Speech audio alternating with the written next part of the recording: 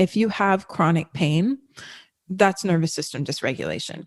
If you have constant migraines, that's nervous system dysregulation. If you have anxiety, that's nervous system dysregulation. If you have gut issues, that's nervous system dysregulation.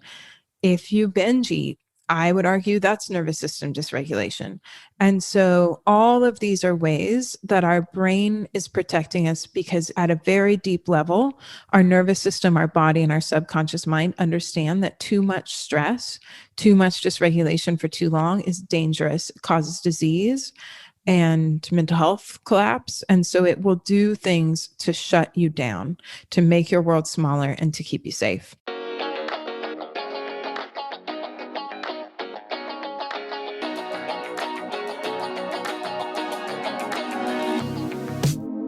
Welcome to Big Energy. I'm your host, Kassi Underwood, here to give you a dose of that good energy and talk with people who do it best. Each week, I bring you the knowledge we need to be the forces of nature we came here to be. Hi, everybody. Today we have my friend, the amazing and talented applied neurology expert, Elisabeth Kristof, on the show. Elisabeth teaches us how to turn our trauma into breakthroughs. Elisabeth Kristof is an expert in using applied neurology to move people out of pain, unwanted behavior, know about that, and stress response. She is the founder of Brain-Based Wellness, a revolutionary online platform that trains the nervous system and body to resolve old patterns, improve performance, and increase well-being. Elisabeth is a certified applied neurology expert who has been in the fitness and movement industry since 2007. She works with entrepreneurs, athletes, leaders, and creatives to improve resilience, manage stress, and regulate emotions through intentional, science-based brain training. Elisabeth worked closely with me as an expert in one of my programs, so I have personally experienced the bliss of doing these drills with her several days a week. Today, we talk about what really counts as trauma, how it shows up in our lives, how to curb binge eating, and increase pleasure and orgasms. Plus, she guides us through a neuro drill during which I literally can't stop laughing because it feels so good. Enjoy the show, everybody, and be sure to share it with everyone you know who would love it too. Elisabeth, welcome to the show. Hi, thank you so much for having me. I'm so excited to be here and to see you. And I love your face, and I'm excited to be here. Oh, I love your face too. I love your smile. I'm so happy we're doing this. Can you just tell us, what is brain-based movement? Is it the same as applied neurology, functional neurology? What do all these terms mean? Yeah, so I have a site. It's called Brain-Based Wellness, and it's a virtual platform where we do three things on the site, basically. We use applied neurology, which is taking the latest in brain science and making it into really practical exercises that people can use every single day to train their nervous system, just like you would train your muscles in the gym. So you're training your different components of your nervous system, like your visual system or the balance system inside of your inner ear or your body mapping system, so that your brain is getting better quality information all the time. All these little systems inside your respiration and your interoceptive system function better. And then your nervous system is under less stress on a second by second basis. And then you experience less protective outputs from a brain and a nervous system that's trying to keep you safe. So our brain's primary job is our survival. And so if it feels threatened because it's not getting good quality information coming in from all of your different input systems from your nervous system, then it's going to start to try to create outputs to get you to keep your world smaller, such as migraines or pain or dizziness or even binge eating, stress eating, chronic fatigue. All of these are protective outputs of your brain trying to reduce the amount of stimulus coming in or get stimulus that it needs to stay healthy and to ensure your survival over everything else. So when we can train those systems to function better, then your brain can move out of that protective mode into a performance mode where you can be connected and present. You can be more capable of achieving change in your life, leveling up your business, expanding your relationships, whatever it is that you want to do is more possible when your nervous system is functioning better. And you can do that through intentional training. So that's one component of the site. We do applied neurology. And then we also do somatic movement and somatic processing to process emotions through the body, knowing that emotions are physiological reactions that happen inside of our body. And when they get internalized for too long, that dysregulates our nervous system. So we do that. And then we do some EFT and subconscious reprogramming to really change our deep beliefs and our ways of being at the level of our old brain, at the level of our subconscious mind, so that change in the body, in the nervous system, and then out in our life is more possible. And it's those three tools that we use to create behavior change and health and a new way of being for people that do the work. So let's start at the top. What is it that fucks with our nervous system? Is it trauma? Is it life itself? I think one thing that's really important for people to know, just as a base understanding, is that we all have this operating system inside of us, and that's our nervous system. And it is changing all of the time. And it always changes in response to the stimulus that we put into it. And so our nervous system, it can be dysregulated by trauma. And trauma doesn't have to be one big event. It can be a long series of not getting our needs met. It can be perceived neglect. It can be little things over time that lead to trauma. And trauma is not the event itself. It's what happens inside of our body, right? So trauma is not remembered. It's reenacted. It's not about what happened to us, but about what happens inside of our body. So that trauma can live inside of us, and it can keep us in states of nervous system dysregulation, like hypervigilance, hyperarousal, where we're always super aware of what's going on in our surroundings, and we don't really have the ability to relax. And that comes with some physiological stuff too, like our heart rate is elevated, our muscles are tense, they're preparing to protect us, to fight, to flee. And so we stay in that state.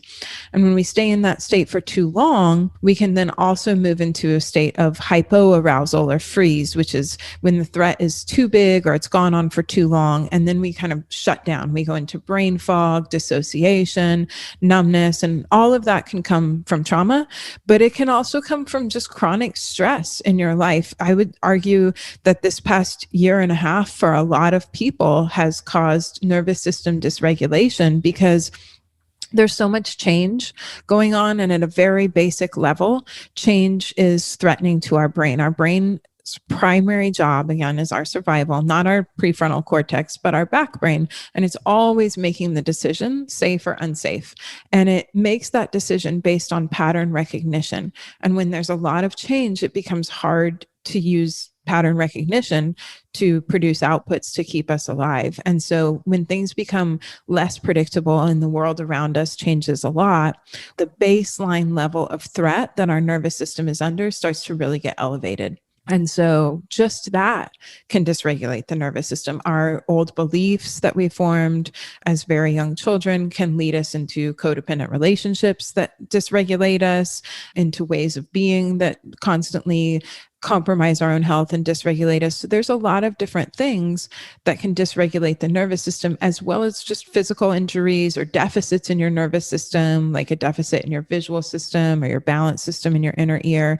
So it can come at you from a lot of different places. Okay, there's so much to unpack here. Am I wrong to say that most people would have some form of dysregulated nervous system? One of my greatest wishes is that everyone would understand that your nervous system is trainable. It's part of your body. Everything is a skill. Every skill is trainable. And that people would incorporate training their nervous system into their daily practices so that they are starting to regulate themselves regularly, or at least learning tools for self-regulation, so that when they feel those threat responses coming up in their life, because life is going to happen. And what makes some people more resilient than others is often the state of their nervous system and how much previous stress they've had, what their sleep patterns are like. All of that weighs in. But if people have the tools and the understanding that our brain is always trying to keep us safe, our body is our ally, it's not working against us, because it can feel so frustrating when you're trying to change your behavior or level up your life and you keep getting held back by chronic pain or binge eating or migraine, that our body is really just trying to ensure our survival. And so if we can learn the tools to create safety in the body and to regulate the nervous system, then we can change. Everyone can benefit from regulating their nervous system. Let's talk a little bit about trauma. It's something that can happen over time. It could even be a perception of neglect, even if there's not actual neglect. It's about the way that someone might be experiencing life with their parents. Are there any forms of trauma that you're aware of that could even come across as positive, but are actually really problematic and that create nervous system issues? Well, perfectionism is a huge trauma response, and really high achieving people are often pretty hypervigilant people that are stuck in that state of fight and flight, and also really feeling that they need to control all aspects of their life to ensure their safety, right? Maybe things were really unstable growing up. And I think it's important to understand that these ideas, these beliefs, they get baked in very early, right? And for all of us, when we're these little beings, we're completely dependent upon our caregivers for our survival. And there's always going to be some time where our needs are not met. That's just the way that it goes, right? Our parents will not always meet our needs in the best way possible. It happens more for some people than for others, depending on what our upbringing is like. But there will be a time when we're completely dependent on someone else and they don't meet our needs. They don't give us the attention we need, or maybe even the nourishment or the feeling of safety that we need. And so as this little helpless being, we really have two choices. We could decide, I'm perfect as I am. I am divine and perfect and just exactly as I should be, but the world is unsafe and dangerous, so I don't really know whether or not I'm going to survive. Or we could decide, the world is predictable to a certain extent. If I change myself in some way, I can ensure that my needs are met. I can ensure my survival. And it's really more adaptive to decide, if I change myself to get my needs met, then I'll be okay. And then we start to develop these ways of changing who we really are in order to ensure our survival and that we get our needs met. And that gets baked in very early, and it runs through a lot of our life. And then it can become very threatening to try to dismantle that belief, because our old brain and our subconscious mind has been using it for our entire life to keep us safe and to ensure that our needs are met. And so change is threatening to the old brain, but also that's like a paradigm that our subconscious mind is like, yes, this works. If you sacrifice your needs, or if you're not too much, or if you are seen and not heard, then you'll be okay. And so challenging that and dismantling that can be really difficult for people until you can create safety in the body, safety at a physiological level in the nervous system, so you can have a different physiological experience of a new belief that then teaches you that it's safe. It's safe to think something else. We talk about, this in my programs too, ages 0 through 7, you're developing all these beliefs, and our caregivers, sometimes through no fault of their own, sometimes because they're struggling with addiction or illness or any other kind of thing that might happen to human beings. We're never going to have a perfectly stable childhood, right? Because we're raised by human beings. And so are we like destined to develop this kind of perfectionism tendency? I think, well, you talk about this a lot too, how we live in a very codependent society, right? And I think a lot of that does come from those early attachment bonds, and then they play out throughout our life until we have the awareness to look at them, deconstruct them, and then to process the physical and the emotional reaction that comes from trying to change them. So yes, I think many of us are. And I personally think that following our dysregulation, like where the dysregulation shows up in your own life, can lead you to those deep core wounds, which can then lead you to the place where your healing can occur.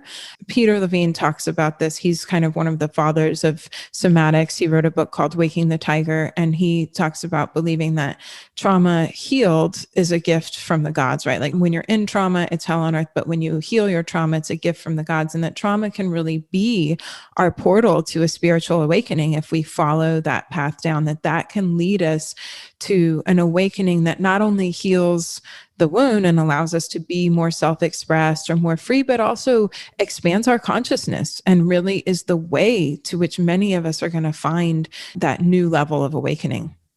Oh, I love that. And I love Peter Levine. So it seems to me that we're impacted by some form of trauma, most of us. The definition of trauma is way more broad than we think. I really didn't think I had childhood trauma until my 20s, and I started going to therapy. And I was like, oh my God. Yeah, I mean, trauma symptoms are not actually caused by the triggering an event. They stem from the residue of the energy that's trapped inside that hasn't been resolved and discharged. And so if you weren't allowed to express your emotions as a little kid, over time, that leads to a lot of that energetic buildup and that suppression of emotions that can be very dysregulating for your nervous system and can really lead to problems with your gut. It can lead to chronic pain. A lot of chronic pain is suppressed emotions, and emotions are physiological sensations that cascade through our body. They have an impact on the chemicals in our body. They have an impact in the hormones in our body, and they're meant to be expressed and processed through. I have one teacher that talks about emotions being like poop. If you don't express your emotions, you get really sick, and it's just part of the human experience. It's meant to be moved through your body, right? So maybe it's nothing like big and traumatic that happens in your childhood, but maybe you just live in a family where there's not a lot of emotional expression, and that builds up over time throughout your life and ends up causing problems for you. Or maybe you live in a big family where you just don't get a lot of attention and you have this perception of neglect for a long period of time. And that can also lead to feeling that you need to sacrifice your own well-being and your own needs in order to ensure your survival, and then lead you into all kinds of codependent relationships. It can make it really hard to have your own sovereignty, to claim your boundaries, because it feels life-threatening to do so at that deep subconscious nervous system level. When somebody has been impacted and has nervous system dysregulation, what are the symptoms showing up? So maybe somebody doesn't even know whether they have trauma or whether they have nervous system dysregulation. What are some things that they can look out for to know? That's a great question, because,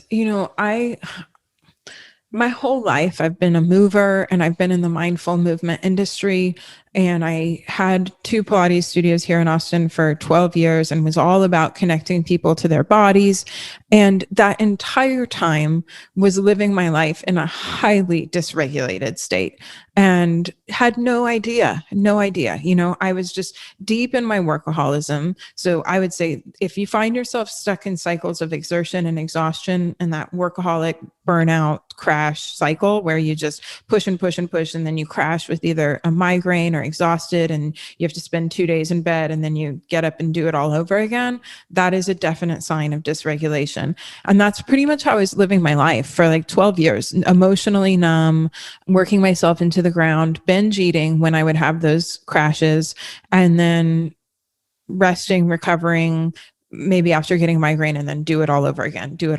And it really wasn't until my life totally fell apart that I was pushed into a much deeper level of healing that allowed me to recognize the trauma in my own life and how it was driving those behaviors at such a subconscious and embodied level. And so it wasn't until I lost the business, and the very same week I dissolved my partnership shares in my business, my fiance at the time was diagnosed with a really rare cancer around his heart. And I went into being a full-time caretaker for him, living in the hospital, very little sleep. He had PTSD as well. And there were some really, that's a complex situation. It's tough to navigate. And I began really diving into research to help him and to try to understand what was going on in his body, to try to understand his autoimmune response and his cancer and his dysregulation. And I started reading all those books like Peter Levine or The Body Keeps the Score. And I heard his story and I saw what was going on with him, but I also recognized myself, as a kid, I was sick a lot. I was in and out of the hospital all the time. I wet my bed. I had these terrible tantrums. And then my current emotional state and my workaholism and my shutdown, I was sober already by then, but I still had these really addictive behaviors when it came to work and when it came to food. And I was reading it and I'd be like, holy shit, that's me. that I'm this. And that was when I really started going back into a long road of working with a bunch of different healers and understanding that everything that happens in our mind happens in our body. And that until I process that through and change at that deeper level, and that I could use applied neurology to make my body safe enough to go back and experience that. But then there was still more healing to do. There was the actual reprocessing and neutralizing of those events. I couldn't get out of those cycles until I went there. So I think it does sometimes take a big moment to really see and understand how you're being driven by that. But you can also just look at it in terms of the outputs that you're experiencing. If you have chronic pain, that's nervous system dysregulation. If you have constant migraines, that's nervous system dysregulation. If you have anxiety, that's nervous system dysregulation. If you have gut issues, that's nervous system dysregulation. If you binge eat, I would argue that's nervous system dysregulation. And so all of these are ways that our brain is protecting us, because at a very deep level, our nervous system, our body, and our subconscious mind understand that too much stress, too much dysregulation for too long is dangerous. It causes disease and mental health collapse. And so it will do things to shut you down, to make your world smaller, and to keep you safe. And so all of those are signals coming from your body and your nervous system that it wants less stimulus, that it's overwhelmed, and that it's going into a protective mode. So the binge eating is a sign that your body wants less stimulus? Well, the binge eating, there's, I think, two things that really underlie that for me. And I learned not that long ago, maybe like a year ago, I really had a moment where I fully realized that my binge eating was my nervous system and my brain saving my life, because I had been in these states of constant hypervigilance or hypoarousal, just cycling through and living in that state of chronic stress. And some of that was my unresolved trauma. And then some of it was the life that I had created being in those cycles, just a business that was really unsustainable, relationships that were really taxing. And the only way that my brain could get me to shut down would be a binge. I was trained as an athlete. So if you give me pain, I'll push through that. If you make me nauseous, I'll push through that. But I would come home and it would almost be like a blackout. And I would just find myself like sitting on the floor of the kitchen, just eating whatever was there. It didn't matter, until I was so exhausted that I just passed out, and got rest and recovery for a little bit. And it was quite literally switching my nervous system out of sympathetic, which is fight and flight, into a more parasympathetic rest and digest system. So it was taking me out of the state of being that I needed a break from. And I have known other people who have not had the ability to use food to self-regulate. And those people who have experienced about the same amount of trauma, the same kinds of trauma that I have from an early age, and they got really sick. They got really sick, or sometimes they had dissociative episodes so badly that they had to be institutionalized. And I was able to use food as a way to regulate myself, so that even with the amount of trauma that I had, and I have a pretty high ACE score, which is adverse childhood experience, even with the amount of trauma that I had, I could push through and be a really high functioning person in society. And I would just use food to re-regulate. So if I wanted that to change, I couldn't just take that behavior away without giving myself new tools to regulate and really healing the deeper core wounds that were underneath that behavior. Wow. So your body was basically trying to shut itself down so that you could rest. Mm-hmm. Because you were in like hypervigilance. Mm-hmm. So one way the body does this is to binge eat. What was the hyperarousal and hypervigilance looking like? Did that look like the overwork? It looked like the overworking, overtraining, perfectionism, that need to like look the perfect part. I was in the fitness and wellness industry, so I felt like I really had to be a certain way in order to be successful in that industry. And so I would physically run myself into the ground. It was also just the ability to never really relax. If I went to a party or if I was out at dinner, I was always aware of everyone else around me, what was going on, all of the sounds. Like the volume on everything was cranked up all of the time. And I couldn't just be somewhere and be at ease in my skin and really have a good connected conversation with somebody. I was watching their little micro expressions and trying to gauge what they were thinking. And I was listening to these people over here at the same time and checking out what was happening at the door. And it was just stuck in this state of just too much awareness, too much stimulus all the time. So there was like my actions, and then there was just my state of being, which was just hyper aware. That was such a good explanation of what it's like to be in hyper awareness or hyper arousal, that you're thinking about what other people are thinking about in addition to being in your current conversation and trying to hear the other conversations. That is fascinating. I've never heard that before. If you're a bad bitch who's ready to create a massive shift into abundance and ease around money, I've got good news for you. I officially reopened the doors to my popular program, Money Metaphysics for Maverick Women.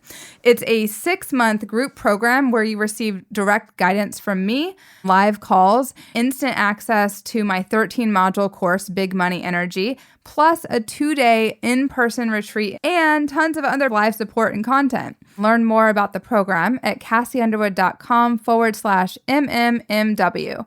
Check it all out now and register at kassiunderwood.com/MMMW. So your body was basically compensating, or your brain was compensating for childhood trauma. Yeah, pretty much. Yeah. And I learned that at an early age, right? And some of it was like by watching my mom, who had a lot of the same behaviors and came from trauma. And then some of that's just super instinctual, right? Food is so primal, a source of safety and comfort and nourishment. It's a very easy one, especially for women, to turn to at an early age as a calming and a soothing way to either suppress our emotions or regulate our nervous system or just get some of the stimulus that we need. After I got sober, I learned a lot of tools and developed a spiritual practice and meditated regularly. And I changed a lot, but I still had all of these issues with food. I had all of this perfectionism and workaholism, and I just couldn't understand why I couldn't get past it. Like, why can't I cognitively override this? I know better. And I had a therapist that I started working with at the time, a somatic therapist, tell me, like, you have used your intellect and your mind to overcome so much, but your old brain, your subconscious mind, is stuck in a state of fight and flight, and your limbic system, your emotional center, is just frozen, just shut down. Wow. And so that began like the thawing out process of learning how to process emotions, learning how to experience my emotions, learning how to go back and heal those old wounds and create safety in my body again through applied neurology mostly, but also through just really simple stuff, sensory stuff, just, rubbing on my hands and my arms. These are my hands. These are my arms. This is where my body is in space. And working on my breathing and just coming back into myself. And it wasn't until I really went back and healed that stuff that my behavior was able to really, truly change. I very similarly had to learn how to process emotions. And when I went to therapy and I went on the journey I take in my book, it was very much literally learning how to feel my feelings, how not to crack a joke over how I was feeling about something, and then like stuff it down. So not only did I not want to feel, but I was embarrassed to feel. I never had a big reveal like you did, but I had to relearn my body and relearn emotions. And so it's just fascinating how the emotional limbic system, is that what you said? Mm-hmm, mm-hmm.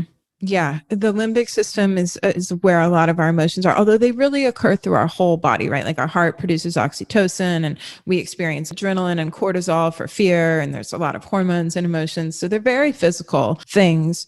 But yeah, as women generally, no matter what, or maybe not just as women, maybe as just human beings, right? Because I'm sure men have equal amounts of suppressed emotions. But as people in this society, we are often really discouraged from feeling certain emotions, grief, anger, jealousy. And then we shove that down and don't express it. And it gets accumulated over time and leads to a lot of dysregulation and disease. And learning how to be with that has been a huge part of my healing too, just allowing myself to let that move through me and trying not to have so much judgment about it, as it's not a bad thing or even like something to be afraid of or whatever. Just, what does this feel like? What's the texture of this emotion? How does it feel in my body? If it was a visual, how would I describe it? Just getting curious about the sensations, letting them just be sensations. Right. Without needing to like think that there's something wrong. For me, when I first started feeling actual emotions, it was so freaky. I had two therapists at the time and I was like, literally like, oh my God, I feel fear. Totally. Oh my God. Or I'd go straight from, I feel depressed. And then one time somebody was like, I would always go to, I feel depressed. And somebody said, you're grouchy. And I was like, oh my God, I'm just grouchy. Totally. Like, there's this whole spectrum. Yeah.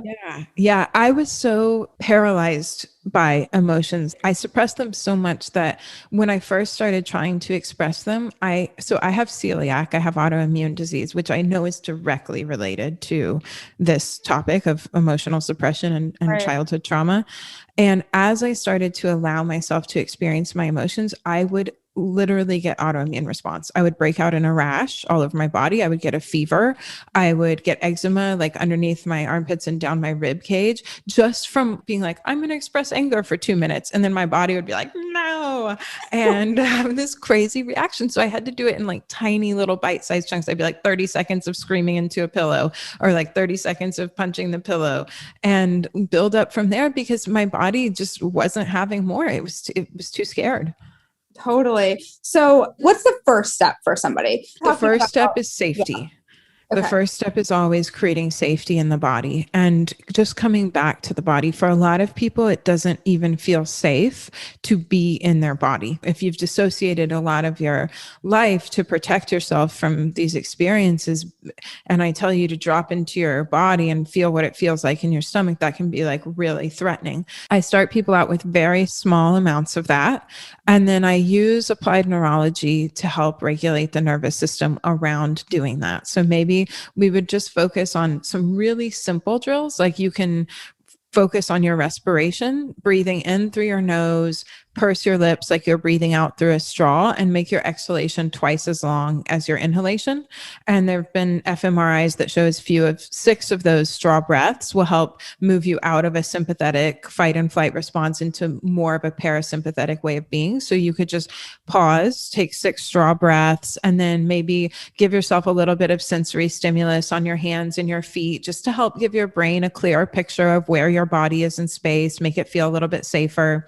And then maybe do a little bit of vagus nerve stimulus. So your vagus nerve is a really important cranial nerve that runs from your brainstem all the way down into your pelvis. And it gives your brain signals from your organs about what's going on inside of your body.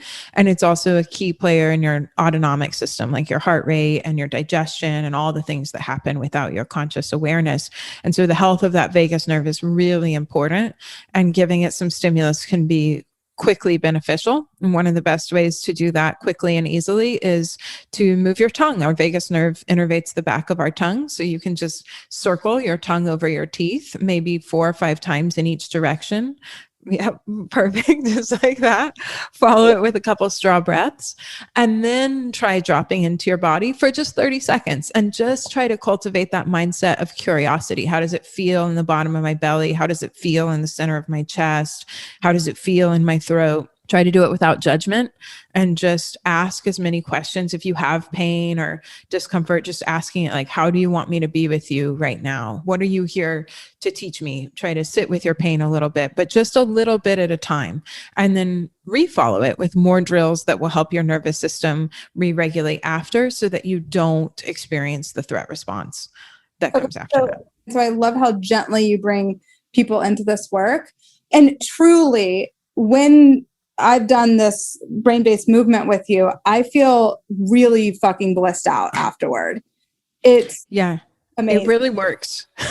It's It really really, applied neurology is the real deal. And I studied applied neurology with a company called Z Health, and they're based out of Arizona. And Dr. Cobb is the founder of that. And he truly is a genius. Like the way that he takes neuroscience and makes it applicable to regular people to help regulate their nervous system. And their focus is very much on athletics, athletic performance, and pain reduction. And most Z Health trainers are in that realm of focus, but it really works and it's applicable to behavior change and just general state of well-being. If we can train our nervous system to make us better athletes, that's just another output of your nervous system, just like your behavior is, just like your pain is, just like your sense of well-being. So all I've really done is taken that system that really works to help create resilience and positive change in the nervous system and applied it more to behavior, to trauma resolution, and to just general well-being. But it really is very, very powerful. So if somebody's not used to having a conversation with their body and like having their body speak to them, you ask it a question, it speaks to you, and maybe somebody's also like, what, what would be what would be a way let's just gently lower somebody into these waters.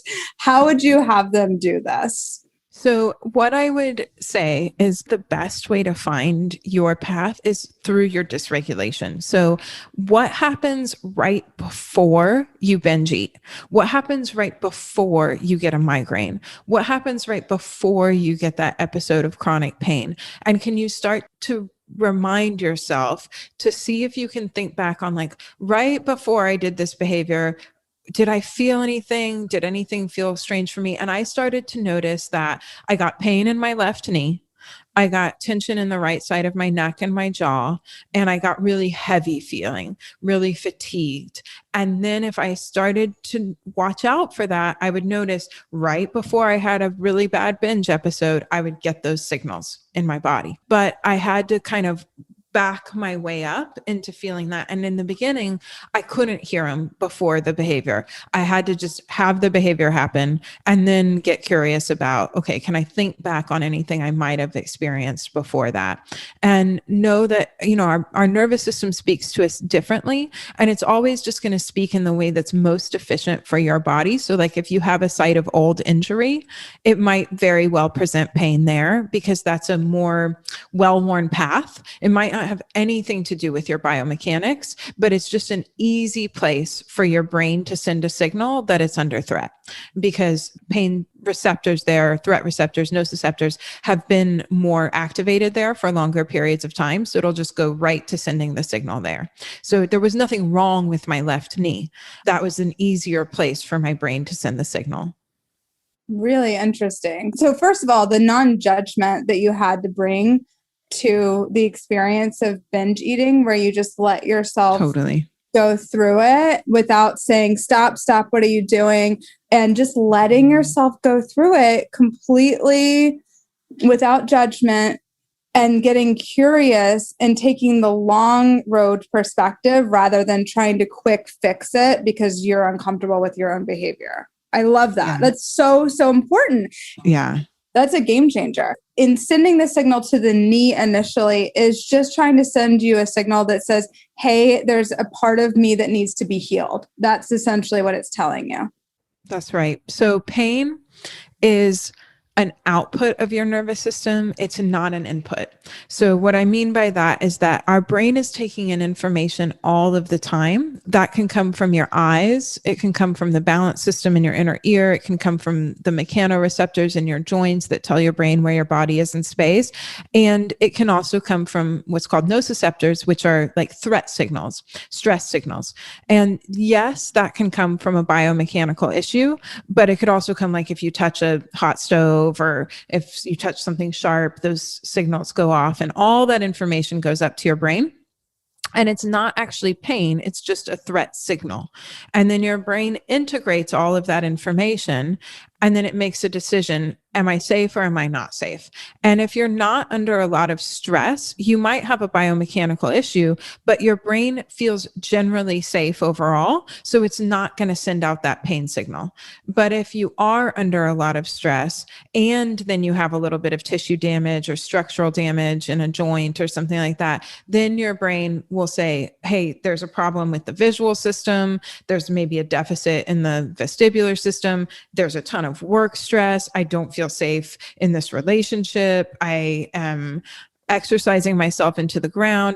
Definitely we're not safe. Send out a strong pain signal. And so pain is the output of your brain. It's not the input. Your brain is just sending it out as a signal to say, there's too much stress. We need to do something to reduce the stress overall. And pain is a great behavior change tool of your brain, because if you're in pain, you're going to take smaller steps. You're going to not work out as much. You're going to interact with the world less. You might even just go lay down because, say, your back is in a lot of pain or whatever it is. You have this pain and it's going to get you to reduce the amount of stimulus coming in. And if your brain feels like there's too much and there's too much threat going on all the time, if you're in that state of hypervigilance where there's all that stimulus all the time, well, great, let me produce some pain. You go lay down, pull the covers over your head, don't work out very hard, don't interact very much, and now we're safe in this moment. And then you're not living your life. Mm-hmm. And there's total shutdown. Total shutdown. And then the problems get worse too, because it's like this downward spiral, because our brains and our bodies are made for movement, and we're also made for social interaction. These are two really important things that help regulate our nervous system: movement and social connection.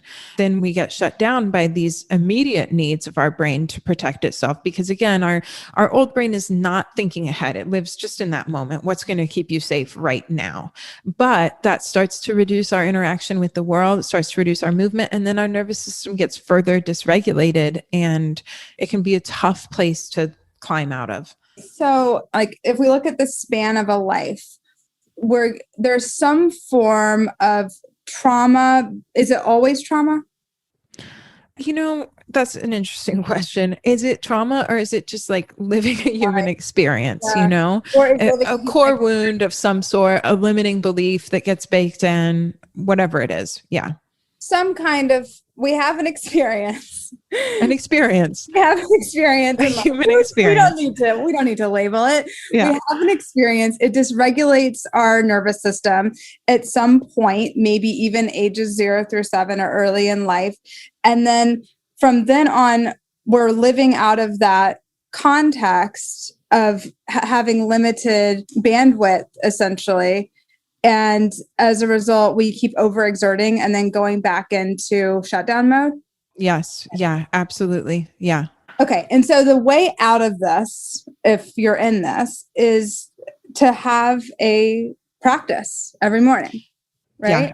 Okay. Yeah. So I like to explain it like your nervous system is a bucket, and all of your life stress goes into the bucket. And so that can be your financial stress. It can be the stress caused by that unresolved trauma and emotions. It can be relationship stress, whatever it is, everything goes into the bucket, the stress of working out. But it can also be stress that happens at a really physiological level, because we also just all develop like compensations and develop deficits in our nervous system over time, also just from living in a human body in the world. And so maybe you have a deficit in your right eye and it doesn't see as well as your left eye. Well, your visual system is really important to your brain for making those predictions that keep you alive. So then every single millisecond, a little bit more stress is going into that bucket. Or maybe you had an injury in your left ankle that you never properly rehabbed. So your brain's map of where your foot is in space is a little bit blurry. And then every step you take is a little bit threatening to your brain because it doesn't know exactly where your foot is going to land. So it starts to make your steps smaller. It starts to tighten up your hip flexors. And that water level, that stress level in the bucket is just rising and rising with every step because of that blurry body map. So as the water level, the stress level in the bucket starts to rise, our brain and our nervous system know they need to do something. We're meant to be pretty resilient. We can handle a certain amount of stress, but when it gets too much for too long, our brains and our bodies know this is going to cause disease. This is going to cause inflammation. This is going to cause autoimmune cancer. And so they do things to try to get you to reduce the stimulus, to change the water level. So if we can start by healing some of those deficits in the nervous system, issues with respiration, issues with the visual system, issues with the balance system in the inner ear that are causing that second by second stress to the nervous system, then the water level in the bucket goes down. And so as the water level in the bucket goes down on a second by second basis, suddenly you have more room in your bucket to take on the stress of emotional processing, to take on the stress of work, to take on the stress of behavior change, to take on the stress of digging into your limiting beliefs. But the first thing I have to do is get people to feel safe coming into their bodies, and then to reduce that threat level overall so that you can do the spiritual work and the emotional work that then leads you to expand your life and heal those wounds. But you have to be able to first. You have to have the capacity in the bucket first. So true. Okay, so let's look at this, because what I teach is mainly around emotions, releasing limiting beliefs, moving through fear and that sort of thing. And obviously moving through fear requires that you act in the face of fear. It requires that you actually take actions while you're afraid. And if you have nervous system dysregulation, which it sounds like we all do, it's going to make it a lot harder. So that was one of the reasons that I brought you into my membership group when we were doing that work, because I knew that if people had regulated nervous systems, they would be able to more properly function through the expansive work of walking through a fear or disrupting a limiting belief so that they could fly at full wingspan. So tell me about how we can work directly with a limiting belief. Like, let's say that we're working with a limiting belief that people don't want to hear what I have to say. That's a very common limiting belief, right? If somebody's going to work through that and decide, people want to hear my voice. My voice is worthy of being heard. People love to hear me talk. However you want to create the new belief, how might somebody use your work to complement that? I use my work in conjunction with your work all the time because, I've worked with you and it was so wonderful and expanded my life so much. And I love the work that you do. I often take the work that we did around our fears, just like that. People love to hear me speak, or my words have value, or whatever it is. I have the action plan. I know what I need to do to live in this new belief, but I also know it's going to be inherently threatening to my body and my nervous system because I've been living in this old belief that my brain feels like it needs to keep me safe. So what I do is, before I take the action, I do 2 or 3 really high payoff drills. And then I take the action, and then I do 2 or 3 more high payoff drills so that I re-regulate my nervous system so that I don't have to experience the negative output on the back end of doing it. So like what would happen, for example, is like right now, speaking on a podcast is often scary to me. There was a lot of violence in my early childhood. And so I baked in this belief that visibility is dangerous. People are unpredictable. If I hide, I'm safe. And now here I am being really visible. And I believe in my purpose and I believe in my message. And I cognitively understand that that's not true, that nothing bad is going to happen to me after doing this. But on the back end of doing this, I might have binged in the past, or I might have gotten shut down with a migraine. And so what I'll do is, after doing this, I'll do like 10 minutes of drills that make my nervous system feel really good so that I don't have to go into the protective behavior, so that I don't have to compromise my health and my life to take the new action. Ooh, I love this for so many reasons. First of all, you're not going into the behaviors around the eating and the migraines and that sort of thing afterwards. So you're bookending our podcast with your nervous system drills, your applied neurology drills. And that just puts you in a totally different physical space. So cognitively, there's nothing threatening about this. This tells your body there's nothing threatening about this. I'm talking directly to my body and my nervous system. Yes. Okay. The other thing I love about this is that you're also creating positive associations with doing this work, with being visible. Because if you started to associate podcasting and being visible and putting yourself out there with binging or having migraines, what incentive do you have to keep going and keep doing it? And this is why it's so important for big energy that you actually develop yourself into the type of person who's creating practices to make it easier on yourself. Yes, what we do, we get better at. And those pathways, they become more well-worn, and our brains are wired for efficiency. And so they're going to go down the path that we go down more. So the more you do something, the better at it you get. And so that could be, just like you said, I could train myself into associating this with a really positive state of well-being. And then every podcast I do gets a little bit easier. I'm a little bit more comfortable, and I maybe don't even have to do drills after a while. Or I could bake in the behavior of, like, when we move into pain, we get better at creating pain. When I move into binging, I get better at creating that behavior. And so then it becomes very difficult to uncouple those things if I'm constantly creating that pathway in my brain. It's called neural chunking. Those behaviors actually get chunked together, and then it gets really difficult to move out of it. And you have to do something to interrupt that. It makes a really big difference. And when we don't do that, that really leads us to burnout, right? To just eventually being like, F this, I can't handle it. I don't have any joy. I don't have any passion in doing it because it's too harmful to me. Let's talk about fun for a minute, because so many people are craving fun, especially after this, bullshit pandemic that's been going on for like so long. Forever. Vaccinated, and still there's a sense of shutdown and what do we do now? But so many people are really craving fun in their lives. And I think that for those of us who have had an experience or a series of experiences that have created the nervous system dysregulation, fun can actually feel really threatening. Like just letting yourself go out and listen to music and dancing without looking over your shoulder or feeling like you're going to get caught doing something wrong or get caught not working or that you're in trouble, essentially. So how can we use nervous system regulation to have some fucking fun in our lives? Yeah, I think that's a beautiful point, because we deserve to have fun and we want to have fun, right? Like, why are we building these lives if not to have fun and pleasure in our life? But yeah, if we're exhausted and if we're stuck in a state of hypervigilance or fight or flight, side note, you cannot experience pleasure and be in a state of a sympathetic nervous system state, because when we're in fight and flight, all of the blood leaves our core organs and moves out to our limbs, because it's preparing you to engage those muscles, to have strong contractile force, to either fight or to run, right? The blood leaves your sexual organs too. And your vagus nerve is really important for orgasm.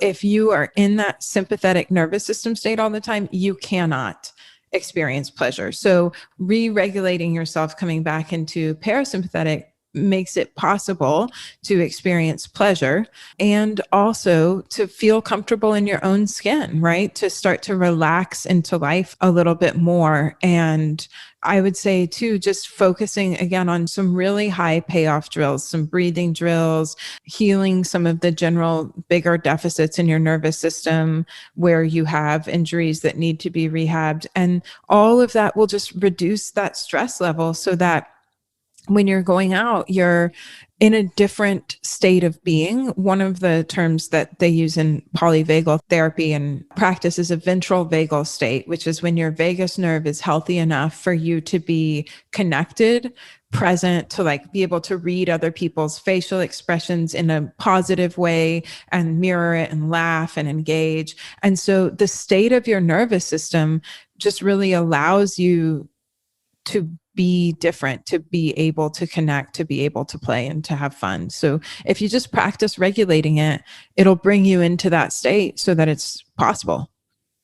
Can you take us through one high payoff drill that would help with both orgasm and having some fun? I mean, not that those are mutually exclusive.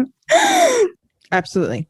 So one of my mentors is a vagus nerve expert. Her name's Melanie Weller, and she's just brilliant lady. And so I took one of her vagus nerve decompression movements and combined it with a little applied neurology, what I like to call a drill stack. So you're getting a lot of stimulus all at once. It's very effective. What you're going to do is you're going to grab on to the little tabs in your ear. These are called your tragus. And they're like, if you were going to block me out, like you didn't want to hear me and put your fingers in your ear, there would be those tabs. You're going to grab them and pull them gently outwards, like you're unwrapping saltwater taffy, and then twist them gently forward, just about a dime's width of pressure. And then you're going to sit up nice and tall.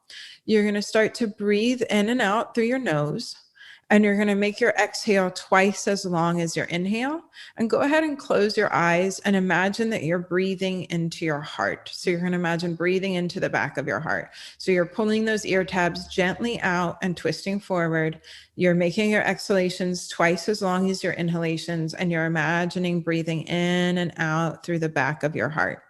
And then you're just going to start to circle your tongue over your teeth, taking your tongue a little bit further back each time. Keep your mouth closed and see if you can reach a further back tooth each time.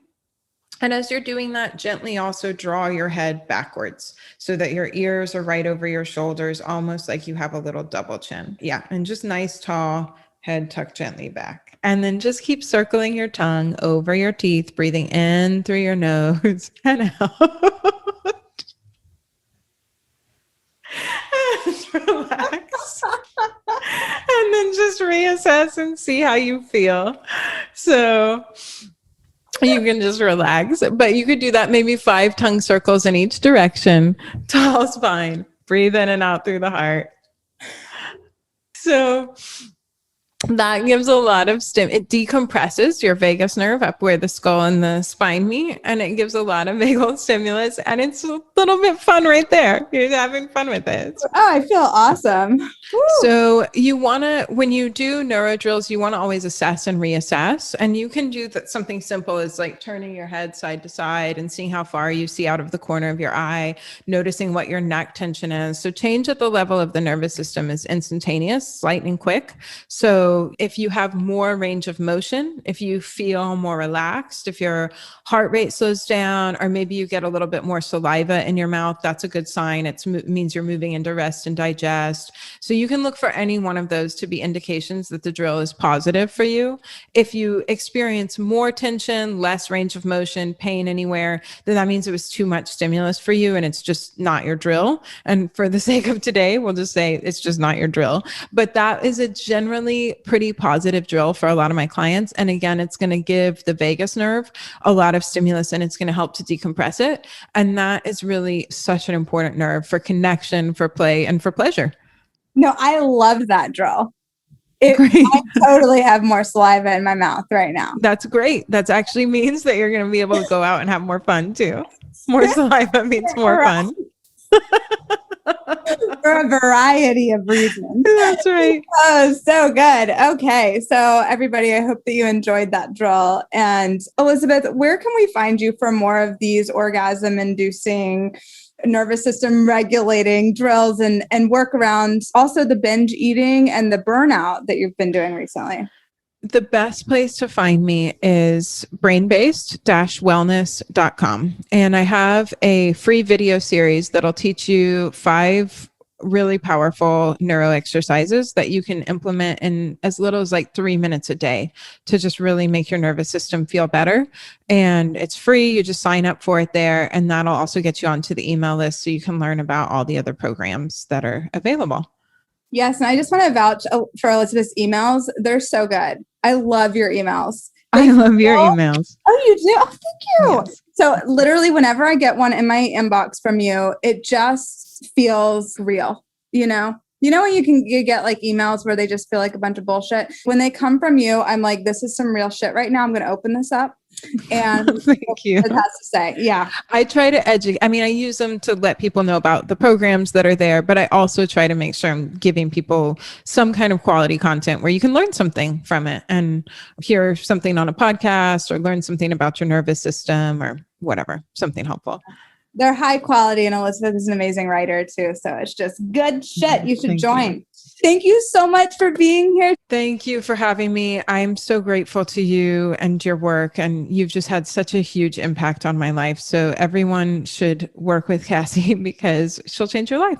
I feel the exact same about you. We're very lucky to have each other. Everybody, come into our world. Come into our world. That's right. I will see you soon. Mwah. Love you so much. Thank you so much for being here. Okay. Thank you. Bye. Bye. That was another episode of Big Energy with me, your host, Kassi Underwood. Were you into it? Go ahead and click the subscribe button and leave a review. You can also find me online at KassiUnderwood.com. See you next time. And remember, Money Metaphysics for Maverick Women, my 6-month program, is open for enrollment. Learn more and register at KassiUnderwood.com/MMMW.